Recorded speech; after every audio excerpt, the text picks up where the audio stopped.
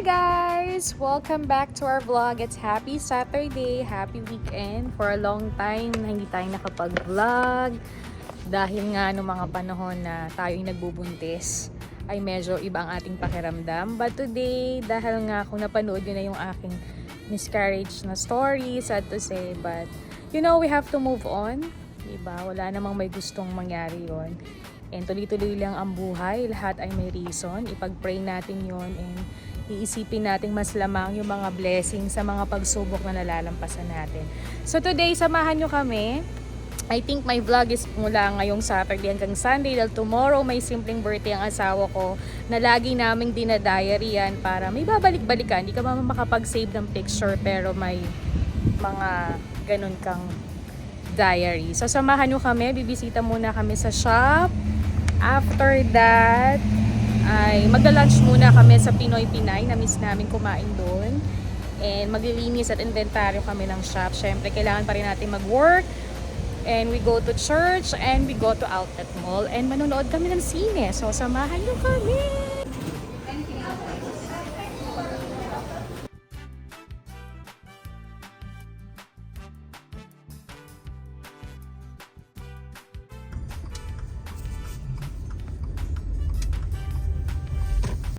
Guys, tapos na kami mag-lunch at nandito na kami sa South Galleria Mall kung nasaan yung aming munting business na dance pink closet.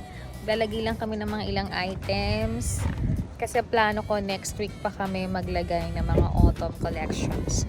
So let's go guys! Bago tayo mag-church at mamasyal pa for the whole Saturday. Let's go!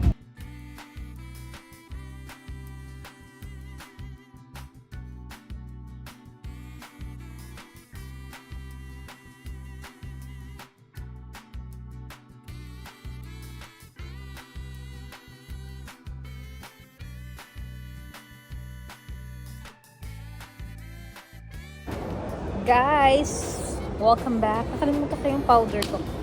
Hinintay ko lang si Sweetie. Nag-CR siya bago kami mag-set up ng shop namin. Actually, wala naman akong ibang dalang gamit na isa-set up kasi plan ko tomorrow or last week of August. We're so very happy kasi naging isa tayong pre-promote ng ating ka-collaborations. Ito nga ang pop-up shop. Ito siya. Ayan. Thank you so much, Soyla, sa suporta mo palagi sa akin. Lalo na the past 2 months na hindi ako masyado nakapag-update. Kasi nga ako ay pregnant that time. Pero ngayon na medyo okay na tayo, ay nakakapag-isip na tayo ng ibang pwedeng ilagay for autumns and Christmas is coming. So, I'm just planning to put more na hinihintay ko rin yung mga orders ko from Korea and I try my best na makakuha ako sa bangko. So, I'm so happy na talaga naman kahit papano ay this month, sinend na sa akin ni Zoe kahapon, ni Soyla, ang aming kita mula August 1 hanggang ngayong nag-60 na. Maraming salamat sa mga customers ko dito sa Amerika. Ibang lahing man sila, hindi ko sila kilala, ay nakikitan sila sa mga items na meron ako at nabebentahan po tayo. So, I'm so proud and happy. Sabi nga po, konting tiyaga, pagdadasal, pagmamahal, and tiwala lang sa ginagawa mo. Lahat yan may kapalit talaga. Utay-utay, step by step. So, bago kami pumunta ng church para mag-early mass na kami ngayong Saturday, and I think mag-outlet mall kami kasi nga bibilang ko si Sweetie ng pa-birthday. Then we have a dinner, simple wedding at manonood kami ng sine. So na-miss namin yung mga ganun typical na weekend na pag-date. And tomorrow kasi plano naming mag-late na kaming magising. Kasi medyo nakapaglinis na kami ng bahay kanina at nakapag-grocery at palengke na rin kami. So okay na siya for next week. And gusto namin na pahinga, pero tomorrow magti-treat sa akin ng asawa ko ng lunch. Nagpabook kami. Kaya meron kaming konting lunch date para sa birthday niya. And siguro uwi na rin kami or alam mo yon, uli-uli lang din. A very simple celebrations din naman ng aking asawa. So balikan ko kayo later kung ano pang mangyayari ngayong Saturday. I'm so happy guys na alam mo yun, utay-utay na akong bumabalik at nai-enjoy ko rin na magbalik na sa mga busy days ko. So, ingat pa rin tayo kasi syempre, nagre-recover pa rin ako. So, guys, see you guys later!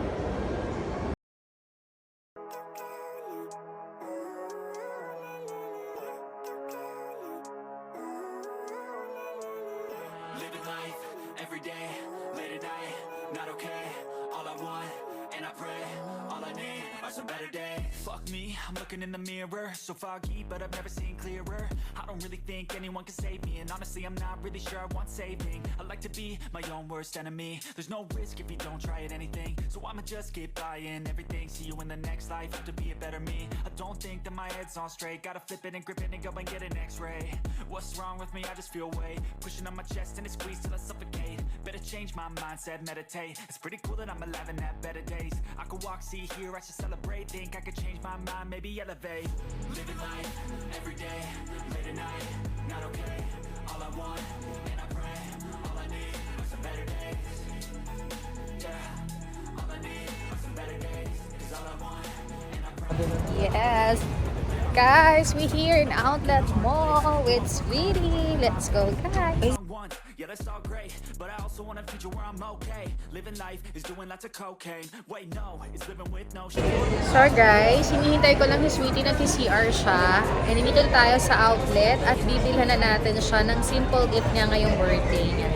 So lagi na po nagbe-birthday, gusto niya rubber shoes kasi yun talaga yung mga basic needs na ginagamit niya. So hindi ko na siya sinusurprise before, sinusurprise ko siya. Kaya lang ngayon, mas gusto niya na makita para talagang gusto niya at magamit niya talaga. So walang na-wasted. So hintay ko lang siya guys. Hindi na kami muna magme-merienda kasi manunood kami ng sine. Hindi na rin kami nakasimba kasi nga may event doon sa shop namin. So ang dami naming inayo. So I think tomorrow kami magsisimba. So balikan ko kayo guys. Ang daming tao. All I need are some better days. Cause all I want, and I pray, I believe in the better days.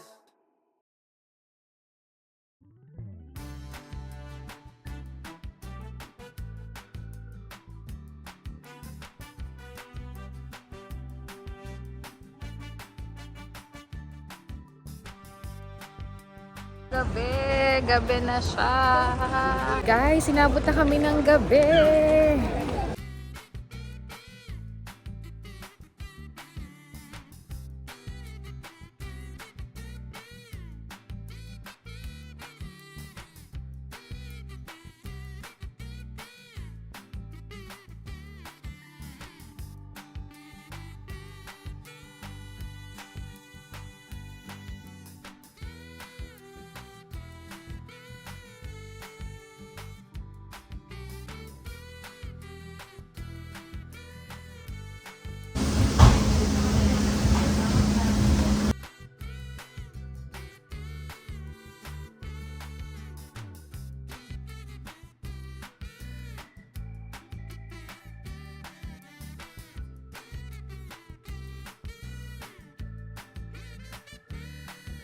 Hi guys! Welcome back to our vlog. It's Happy Sunday. It's still weekend. Hindi na ako nakapag-close ng vlog kahapon kasi medyo napagod na ako for the whole day na ginawa namin on Saturday kasi nagkaroon nga ng event dun sa aming pop-up shop. Ito yung mga pictures namin. Ayan. Ayan.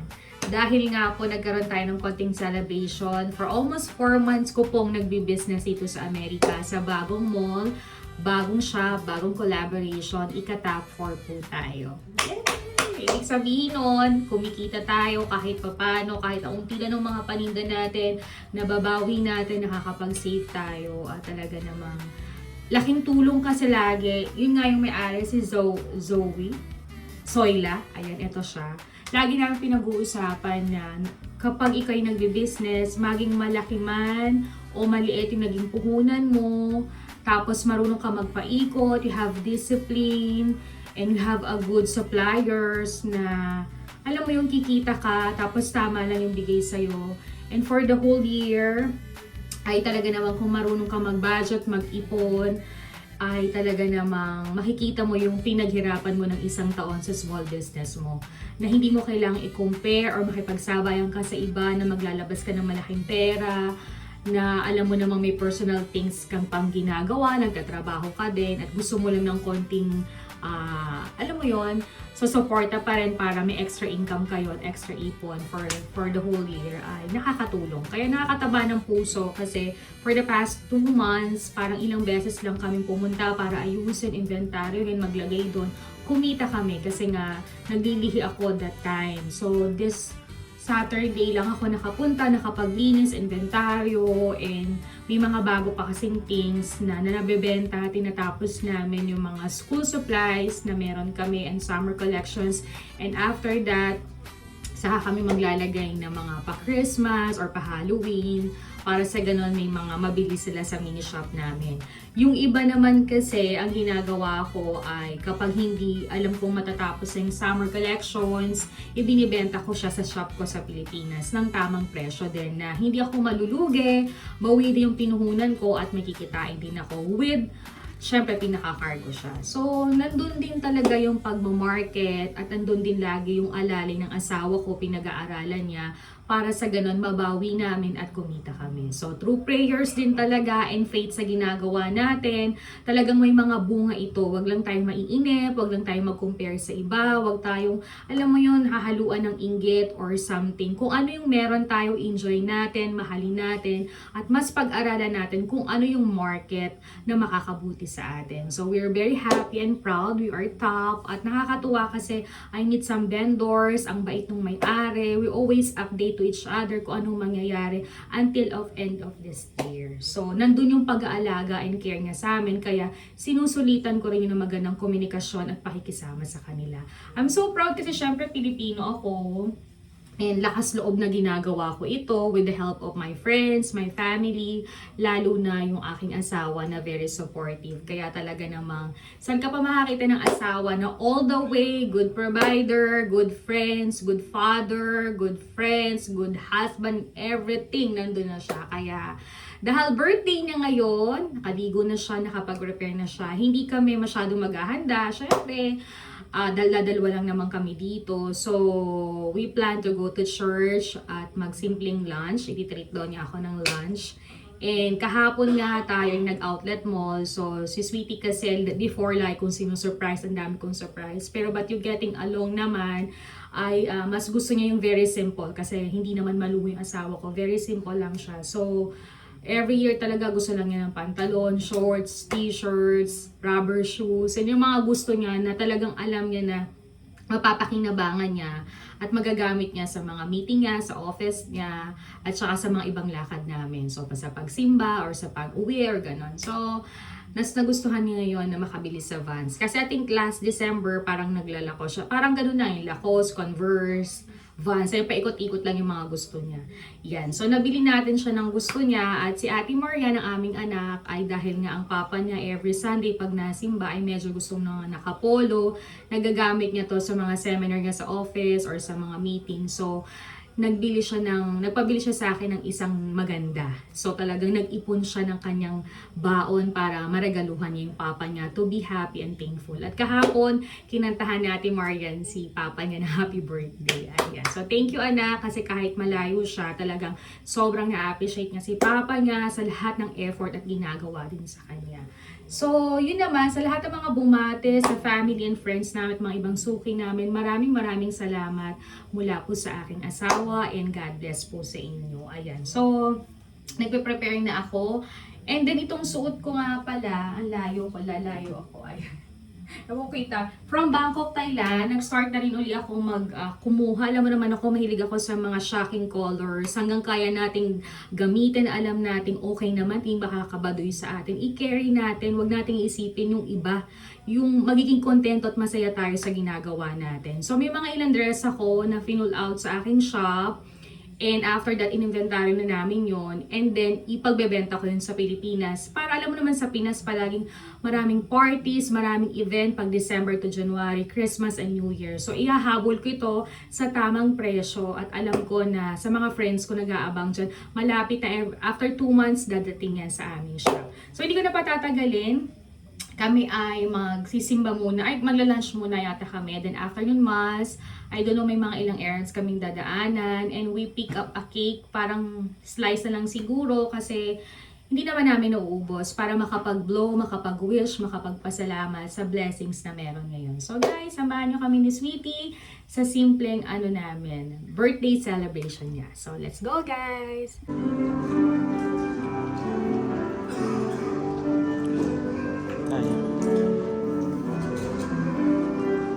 Birthday Linga!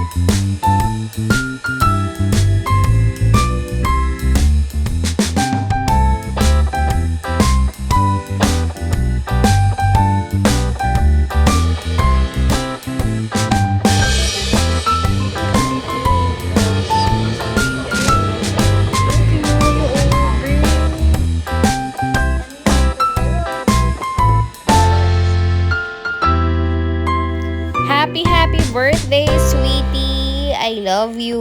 Wish you the best. Alam mo namang gusto ko lang is good health ka. Maraming salamat sa pagmamahal, pag-aalaga mo sa amin ni Marian, sa ating pamilya, sa buong pamilya natin. Wish you the best. Alam ko yan na may mga wish ka pang gustong matupad. Basta good health ka lang. And I'm so proud of you kasi the best husband ka talaga. Sobra, wala akong masabi. And pray lang tayo, nandito lang kami para sa'yo. At mahal na mahal ka namin at sobra-sobra talaga kitang na-appreciate sa time na marami tayong napagdaanan. So God bless sa'yo, sweetie. Enjoy your day. Mahal na mahal kita and thank you for everything. Happy birthday!